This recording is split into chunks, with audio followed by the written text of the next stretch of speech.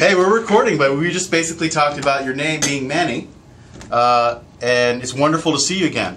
Thanks for coming on Channel 9. Nice to be here. And you guys have been doing really interesting work, sort of an evolution of what we already talked about, I think it was a couple of years ago, which MDIL, compiling .NET code to MDIL, getting on, so sort of missing the JIT step or reducing it. So you guys have been really busy in other things with something called .NET Native. Yes. Before we get there, haven't seen Sean in a while. How are you doing, man? Doing pretty well. Excellent. So you're a developer Yep. on the .NET team? .NET theme, working on .NET Native. Yep. Excellent, man. So Manny, what is .NET Native?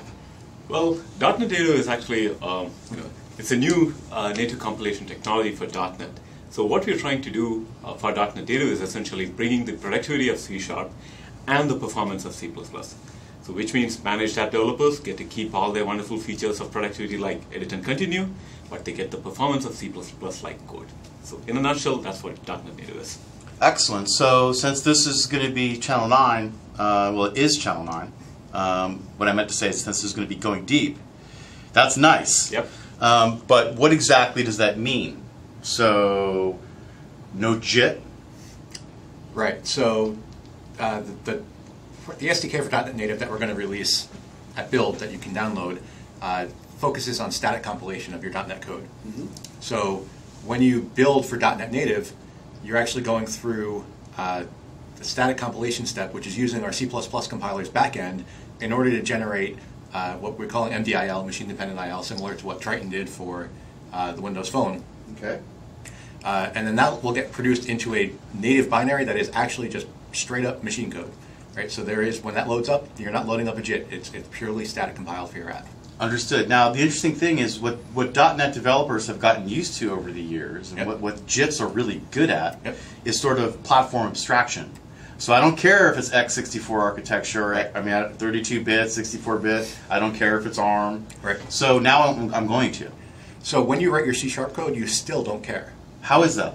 That abstraction still exists for your application, right? You would still write as if I'm going to run in any specific architecture or no architecture at all if you're writing truly platform-independent code. Mm-hmm. When you build, of course, you're going to have to build for the target architecture. That's what I mean. Run on. Yeah, so you will have a build step per architecture that you'll deploy to. So if you're targeting AMD64 and ARM, you have to build both an AMD64 package and an ARM package instead of just an MSIL package. Mm-hmm. But when you're writing your code, that should be abstracted away from you. You don't have to change what you're doing at the keyboard. Excellent. So in some sense, it's very similar to the Windows Phone 8 story, in the sense most of the developers are just going to be working with C# and MSIL, and they're going to be running their tests there, debugging there, etc. Now, when it comes to the profiling step, if you recall for Windows Phone 8, only when you're actually deploying to the device, the MDIL step gets invoked, and you get the MDIL binaries that go on device, and then the native images execute. So this is conceptually quite similar there. It's an optimization step. So for the most part, developers write platform agnostic code, they test it, debug it, make sure it's all working. When they're actually ready to profile and run more tests on the actual device, at that point they have to attach a device that's architecture specific, and the tool chain, basically the add-in in VS will basically get in through. Great. And so the wonderful thing about the C++ backend is you get excellent machine optimizations. Amazing. Especially for when we're living in the world of Haswell, which is actually challenging for those guys. And Eric Brumer will be, people have already probably watched his talk at Build. We're pretending like, of course, we're not having this conversation now, but people get it. So the point is, that's a beautiful thing. So you sort of this one Microsoft thing, this one back-end compiler is rock and roll. Right. It's a wonderful piece of technology. So that's great. So I'm still, I kind of want to dig into the no JIT, little bit of JIT. What kind of JIT are we talking about? Because, you have the JITs can be useful. So what exactly are you doing in terms of JITting? So runtime compilation. So, to be clear, so it's not so much centered around the no-JIT .NET Native. So .NET Native, essentially, just to give a little more background, there's lots of things that we did in order to actually get this performance. So, just to give a little more context on it, so we get up to about 60% performance wins on top store apps. On average, we see about 40% startup wins, and this is compared to Ngent or Triton scenarios. So, the JIT, there's not much JIT compilation even in Ngent or Triton, but we get about 40% wins over that.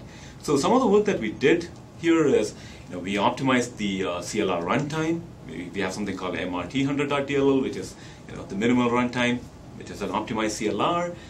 We optimize that for static compilation. Static compilation, as Sean talked about earlier, that's another thing that allows you to do global analysis and global optimizations. We refactored and optimized the libraries. So the .NET Framework libraries are refactored and again optimized to make sure that your store app runs faster. So there's a whole bunch of stuff that we did under the covers. So, and of course we have the C++ optimizer generating code. So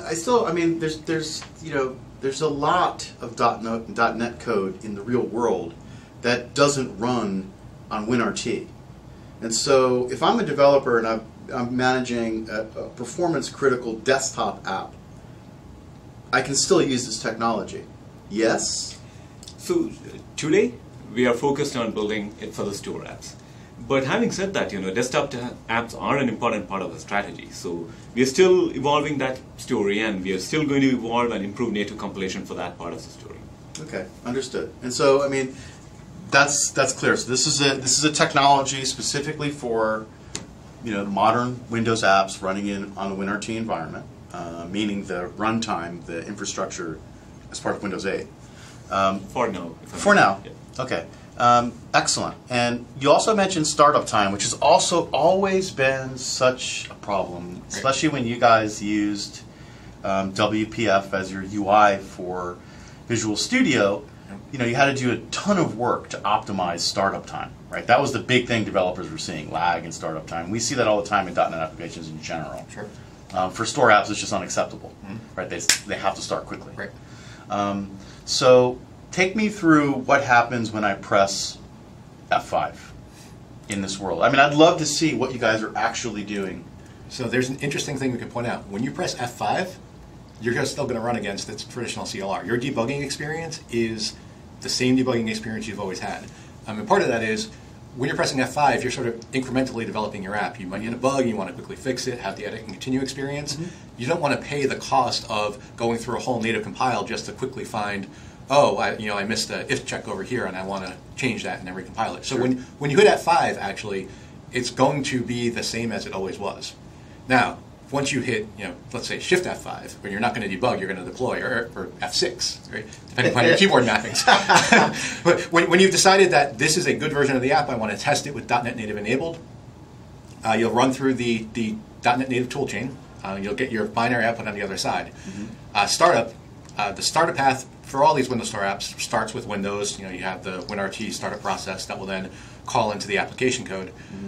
On a traditional .NET Windows Store app, that would of course load the CLR, that would load MS Core Lib, that would load your assembly.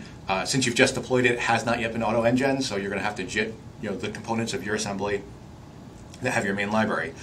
Here, what's going to happen is we're going to load up your native exe that does have a dependency on MRT100 app DLL, which Monty referenced earlier.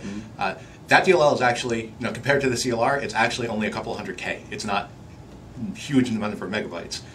We also currently have this optimization where we will analyze the full transitive closure dependencies your application has. So rather than having a dependency on MS Core Lib to pull in, let's say, system.object that you might need, or string, or these sorts of things, that code is actually going to be in your application DLL in this preview SDK. So what this means is your application fires up, it loads up a very small runtime, and it jumps right into your application code. There's no paging in of all these other binaries. There's no, the working set is much smaller, and your code is running. It's just, there's no JIT step there either. Sure.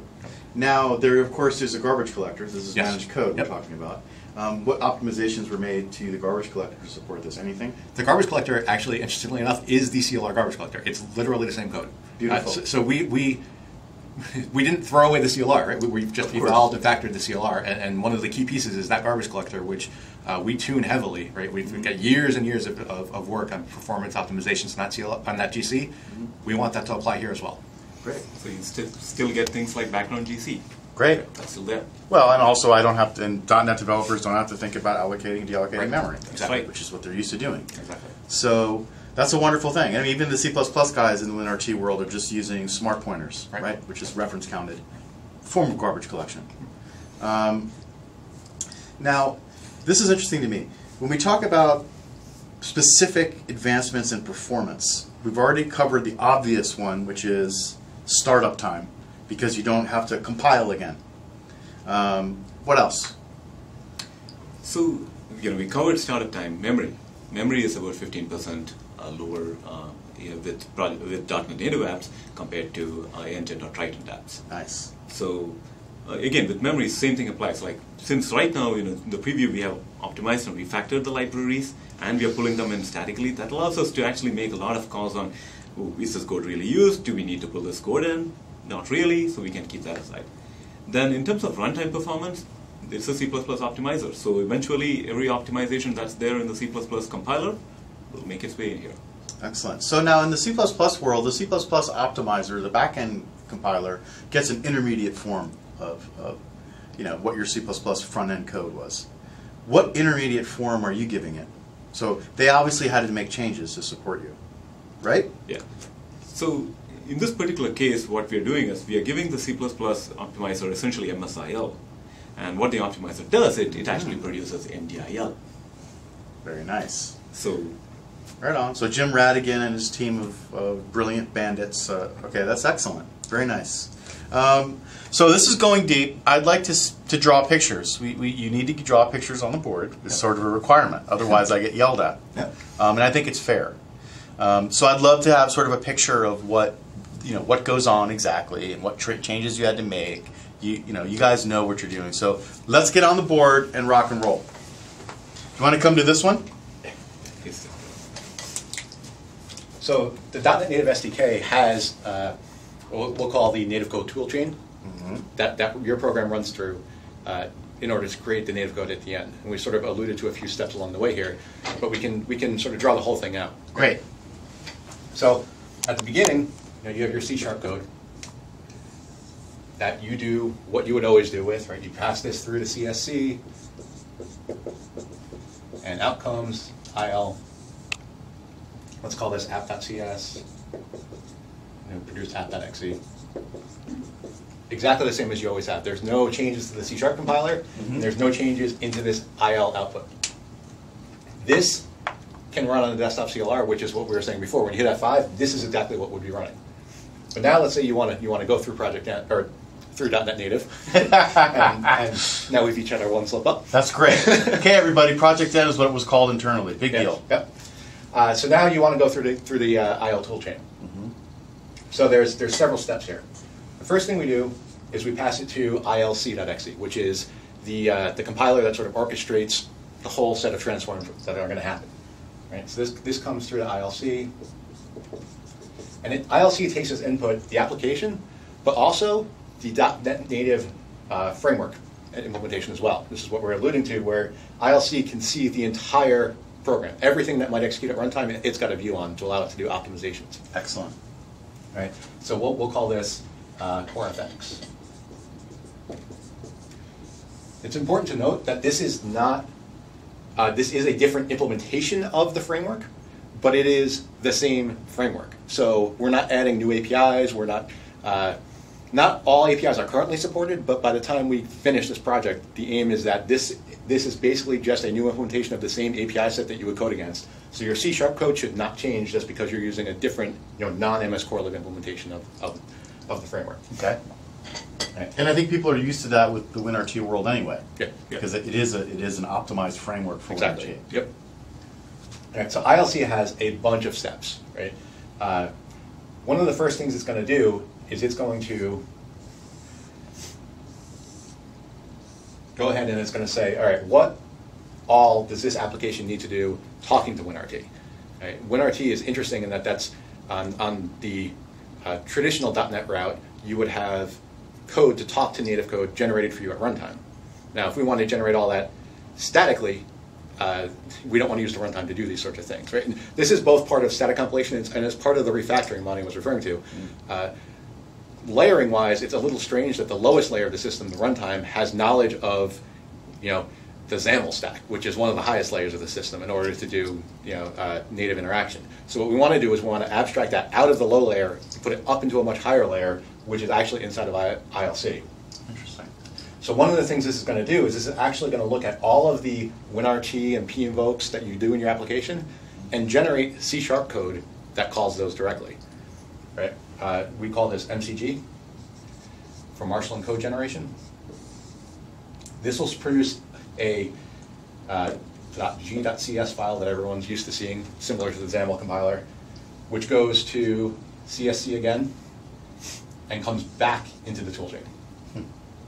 So what you'll see in this file, now it's machine generated C# and it's doing low level stuff, so it's not your prettiest C# in the world. But if you're really interested in how, for instance, that string I passed to XAML ends up getting displayed, you'll see in here we do things, we pin the string, we create the native HString object from it, and we pass it through to the native function pointer.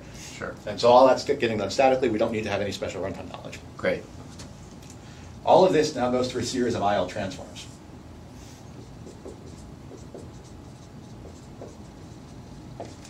These IL transforms serve to take the IL that you would run against the desktop CLR and put it into a form that's a little more .NET Native friendly, right? So one example of this is in traditional .NET, delegates exist as a class, and they have their invoke method, which has no implementation at all. And the CLR at runtime fills in that implementation. Again, static, we don't want to be doing that. So we have an IL transform that says you have a delegate type, let me create an invoke method for it. Okay. As one example. We have, in traditional CLR, you have as many multi-dimensional arrays as you want. We generate types on the fly for that. Here we have a single-dimensional array for optimization purposes, but if you use, for instance, a three-dimensional array to represent a matrix, we have a transform that converts that into talking in terms of a single-dimensional array. Just for another example. And there's a series of these that will happen. The result of this is going to be one, internally we basically end up with one assembly, which we'll call app.ildll. That contains everything, the framework, the interop code. Similar to interop, serialization has a step, sg.exe, where they generate C# code to do all serialization you need on the fly, and that's pulled in here. Okay. This is now the world. And obviously, most apps don't use the world. So the next optimization step is that we pass this to a tree shaker. And what the tree shaker does is it looks at the entry point of your application, and it starts figuring out what you actually use and throwing away parts of the world that you don't use, right? And when it does that, it also enables us to do other optimizations. For instance, if you have a virtual function that's only ever implemented by one class, well, then those don't have to be virtual calls. They can be straight calls to the other class, right? I didn't make my box big enough here. That's fine. So we have a tree shaking step down here. So really, I mean, it looks like it's .NET optimizations evolved. Yes, yeah, Right? exactly. That's what this is all about. Exactly. And so all this is doing, every step of the way, you'll notice, is just taking IL and it's just putting it into different forms. Great. But it's still, you can crack the result of this thing with ILDASM. It's not going to run real well on the CLR because we've done things on it that, for instance, the delegate thing I was talking about, the CLR doesn't expect you to have an invoke method, so it's not going to be happy. But it is all valid IL, all valid ECMA metadata, so you can reason about it anyway. If you're really interested in diving in, you can see exactly what happened. Great. The result of this is the IL that Mani mentioned is going to go into the C++ backend. Okay. So the next step here is we take this ILDLL, and that goes into ILC orchestrates this whole thing. So we'll pretend that this box just keeps extending into the UTC backend of the C++ compiler. Okay. We're calling this, if you see the process pop up on your Process Explorer, you'll see nutcdriver.exe, and that's what this is. You paying attention, Felix, out there? I know you've been trying to work backwards on leaked builds. Felix is one of our Niners who's very, he's like the Mary Jo Foley, but he's really technical. Yes. Okay. So nutcdriver is going to produce MDIL, similar to what we did for the phone. Maybe I'll try to work my way back now. So now you have app.mdil. This, of course, is pretty close to being able to run, but it's not quite all the way there. So again, similar to what we did for the phone, and this is really just the next evolution of that technology, is you need a binder step. Right? So now this comes into rhbind, which is the binder. And out of rhbind, logically comes apps native code, which you would think would be app.exe. Interestingly enough, what you'll find is app.exe does come out, and app.exe is about 10K. Okay. App.dll also comes out, and that's where all your code is, in app.dll. App.dll exposes effectively an export called main, and app.exe just calls into app.dll's main. And the reason for this is that, obviously, in Windows Store apps, you can write WinRT components in managed code, and those need to be able to load up as a DLL. Right? Or you can write apps, which needs to be able to load up as an exe. So this allows, without duplicating the code, your code to be used both ways. If it needs to load as a DLL, well, then you just load the DLL directly. If it needs to be an exe, well, then the exe just shims over to the DLL. Makes sense. Yep. And you could also write controls in C++. Exactly. But the question would be if, in fact, you're using the same backend optimizer C++. But the thing is, if I wanted to write a C++ component to really blast through hardcore computation, I could still do that. Yes. And it just fits naturally into this model. Yes. If you did that, this MCG step here would notice you're using C++ code, and it would generate some C# to call into that C++ code. Excellent. Yeah. All of it being native, of course, at runtime. At runtime, yes, because that happens. You see very early, and then all the rest applies to it as if it was part of your application. Cool. Yep. So then, this exe and DLL would become part of your application package, and you're off to the races. Cool. We ship it up to the happy cloud, and then it comes down to customers. So actually, so the app developers, what they're going to ship up to the happy cloud is essentially this one. Just like in the Windows Phone world, they ship the app MSIL to the cloud. All this will happen in the cloud, and when a user downloads an app, he or she will actually get the package which has the native code. So if I'm on an ARM device, I get an ARM executable. If I'm on an x64 device, I get an x64 executable. So, excellent. Now, I want to step back. Now, if I'm a Windows Store developer, which I'm just a Windows developer writing app, I can get all of this compilation done for me in the cloud and not locally in Visual Studio, if I so desire. Is that what you're saying? Yes. Okay. So you could get it done, everything in the cloud, but as a developer, you would probably want to test it on your devices. Of course. So you will. So we have provided the Visual Studio add-in, which basically allows you to test it on your devices, but the compilation will happen in the cloud, so which means that whenever we have compiler innovations and we have an updated version with, say, modern optimizations, developers get it. It makes sense. And then also, I could just upload all of my, essentially, IL to you. Yes. And you can deal with producing the ARM package and the 64-bit stuff and whatever, the x86. Yes. Because ARM is actually quite challenging in some sense, because the optimizations you do for ARM are different than the optimizations you do for x86. Yes. So the wonderful backend, C++ backend compiler deals with that for us. Yes. But anyway, this is wonderful. So did you run into any issues with locally compiling for ARM? I'm just curious. I mean, what were some of the, because you sort of abstracted the back-end part of it to an established technology that had been modified itself to deal with WinRT world. Right.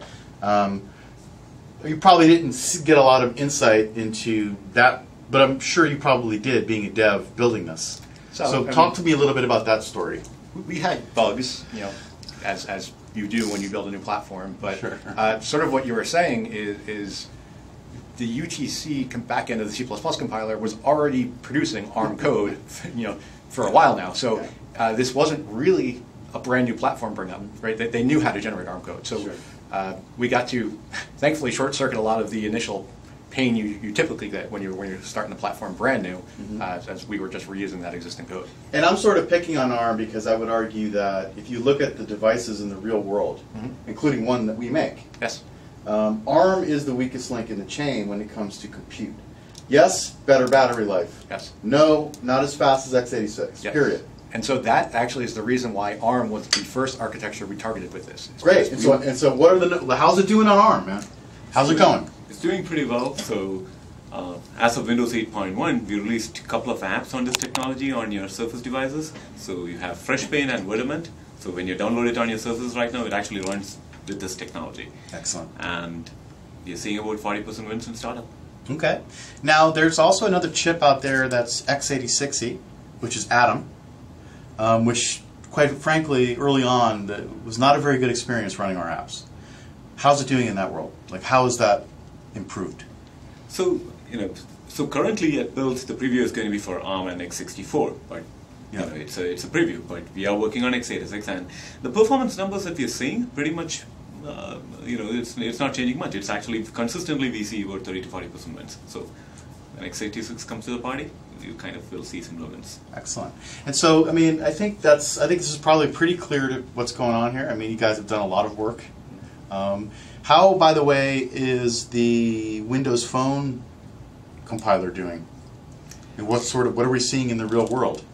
Oh, the MDIL compiler, Yeah. that's been, it's gone, everything's gone peach-shaped there. So Great.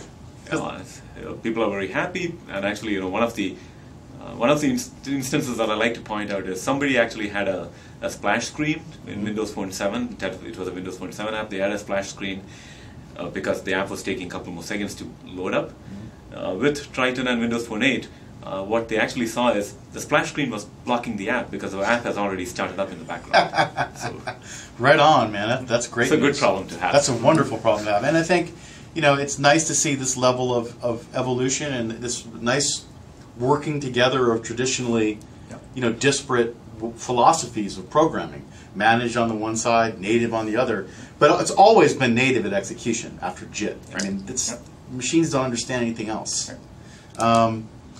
So I'm also sensing that you guys have done a lot of work in terms of optimization outside of the context of passing a blob to the backend compiler, C++ backend compiler, to do its further optimizations. It's clear that .NET is just being further and further optimized, which ultimately will be a great thing for desktop, ASP.NET, right? Things that run services in Azure. Yeah.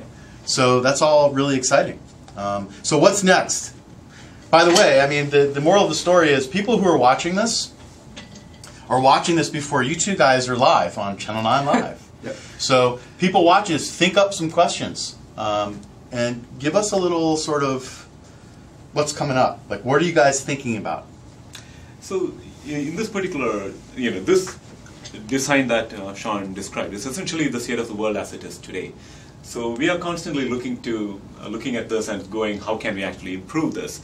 So for example, we have incubations that are actually looking at, can we actually have shared assemblies even with this setup? It's something we are actually looking at. So maybe we can eke out more wins that way.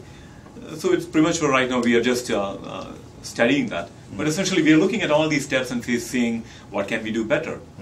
What can we do better in terms of size, in terms of working set, in terms of startup, and even in terms of toolchain throughput. So this, as a point, like people when they actually download the add-in and they install it, they'll find that the compilation times when you actually deploy to device is longer than C# MSIL, because C# MSIL is just JIT compiling, whereas we are actually doing all these heavy optimizations on it. Yes. Stops there. C# stops there. We do all. I mean, that's actually a wonderful point, because when you spend a lot of time in Visual Studio and with managed code over the years, you've gotten used to boom, right? Like super fast compilation. That is, again, one of the main reasons that we want to make sure that your F5 debug experience is that boom experience, because you don't want to wait between when you fix that bug and you test it and then you find the next bug and fix the next one. It's just a more productive experience. Sure. I mean, the other thing I would ask is, you're bringing optimization closer to .NET. I mean, to .NET developers. Yeah.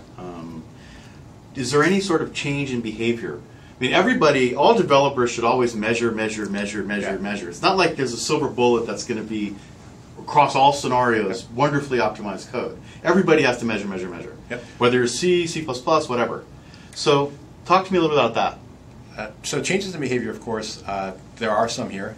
A lot of them, so our goal is that every Windows Store app can run against this. It's developer preview, so we do have some areas where we know that we're not yet there. We have some areas where we may not know. There may be some bugs still hiding around. As Monty said, we've been refactoring both the framework and the runtime, and that has just by its very nature the ability to introduce subtle changes in behavior. Okay. Not to mention a whole new backend for the code generation.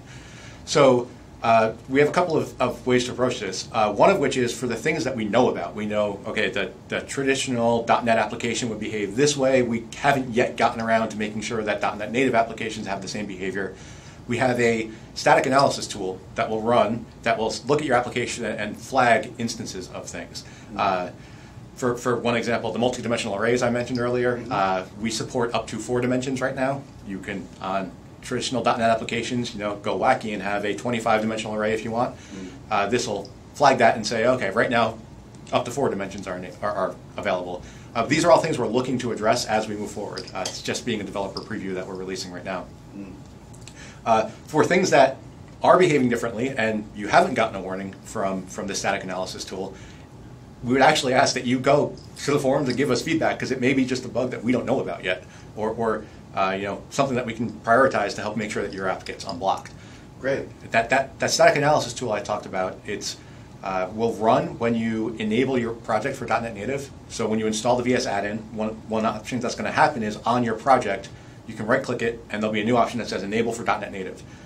When you click that, it's going to do several things, but one of those things it will do is it will run the static analysis on your project as it is right then, and pop up an HTML report in Visual Studio saying these are the things that we found that right now are not currently enabled, but you may want to work around that in order to get your app working right now.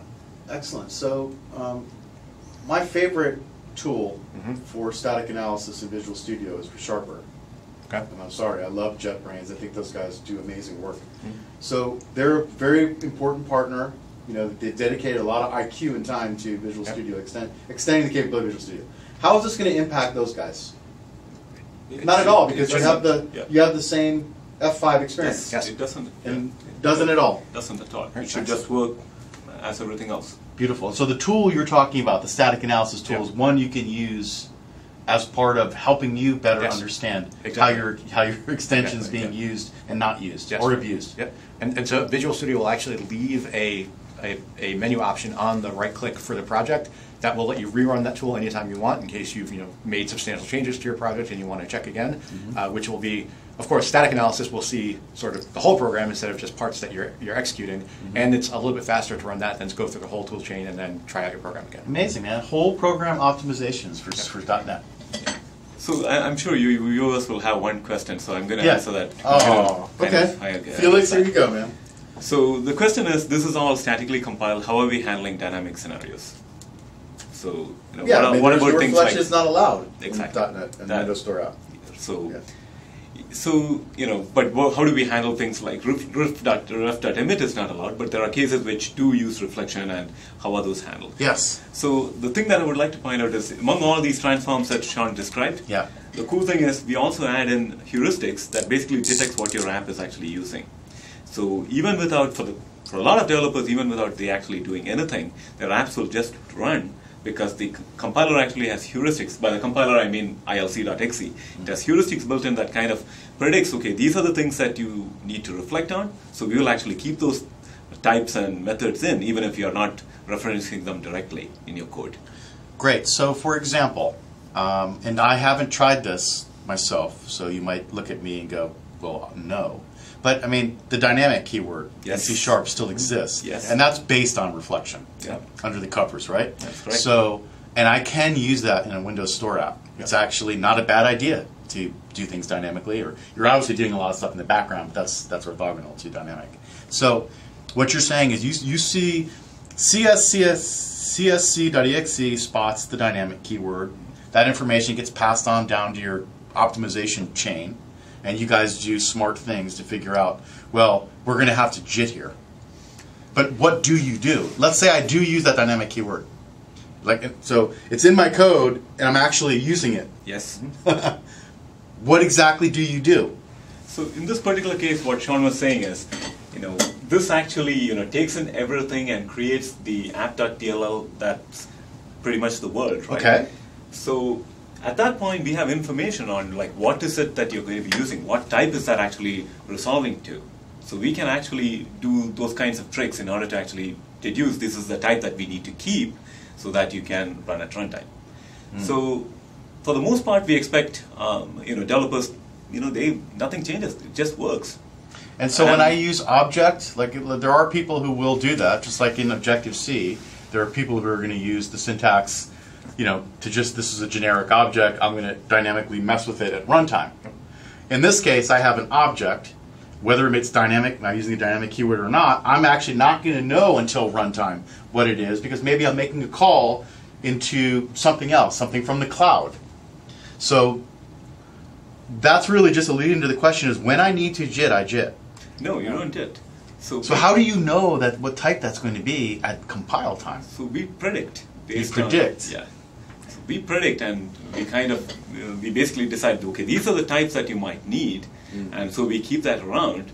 So the tree shaker actually keeps those types around because we know that, okay, these are the types that are potentially needed at runtime, so we keep it around even though there's no direct reference, perhaps, and so things generally work. Now, this is a preview release, all said and done. So there are cases where developers might have to actually give us some hints at some point. Great. But that's more an attribute of this being a preview rather than anything else. Yeah, I like the notion of hinting in general. It's something that could be very useful. The hinting notion, actually, it's sort of a general concept baked in here. I didn't draw it on here, but there's in your app package, one of the things which is going to happen when you say enable for .NET Native is we're going to produce a file, default.rd.xml. And these rd.xml files, these are the hints that we're talking about. And they get fed into the tool chain along with the app.exe. And this is the piece that gives us the information about what hints you need to give us. Now, our goal is, as an application developer, you don't have to touch this thing, right? Like, we don't want you to have to think about that. .NET should just work as it always has for you. If you're using Dynamic for productivity gains, by all means, we don't want you to stop doing it just because we want to apply some optimizations. It's preview release. We're not all the way there. Understood. Now, one of the things we have found out, which is pretty interesting, is that you get this dichotomy where you can have a library you're using, which is, just say, a JSON serializer, which knows it's going to reflect on a bunch of properties of a type. And you have an application which says, I'm going to use this JSON serializer, I'm going to pass it my type. Neither side of that contract knows both pieces. The JSON serializer knows what it needs to reflect on, the application knows what type will be reflected on. So what we've actually produced, and you'll be able to see in this build, is you can put one of these RDXMLs not only with the application, but also with your library.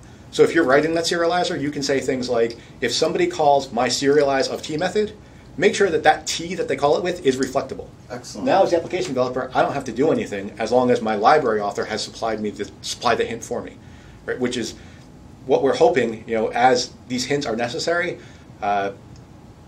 they can be done in a sort of reusable way so that app authors generally don't have to think about them. Great. And so I can think of a group of library developers in this building that have probably done that. Yeah. So there is a hint file that comes with the runtime. And it will say exactly that sort of thing. Awesome, man. And so for low-level kind of stuff like iterators and blah, blah, blah, and algorithms around, that people can use that are part of the BCL, were there changes there to support this model to further, did the code itself, you had to do a little refactoring and sort of optimizing at the code level, obviously. So what we did do is, what we did find is a lot of the reflection actually did happen in the framework as well. So when we refactored and optimized these libraries, we made sure that, we kind of cut the umbilical cord there and removed the reflection uses widely within the framework. Excellent. So as far as the developer is concerned, it's still reflection. It's just that it happens to get compiled away. And you guys figure out what it actually is at compile time. Yes. And that's probably not rocket science well, it is, don't get me wrong. It's probably going to cover a large swath of the cases of people who actually use reflection in reality. Yeah. That's what I meant. Exactly. Right on. Hey man, it's always great to talk to you. Going to be fun to have you on Channel 9 Live. Both Sean and Manny will be there. Felix, I expect you to be there. I won't be there, but you won't Habib be there? will be there. Yeah. Who will be there? My GPM Habib. Habib will be there. Right on. So we know that Habib is capable as well. But so it's great that we got to meet you. Yeah. Put you on the camera, being the program manager behind this, right?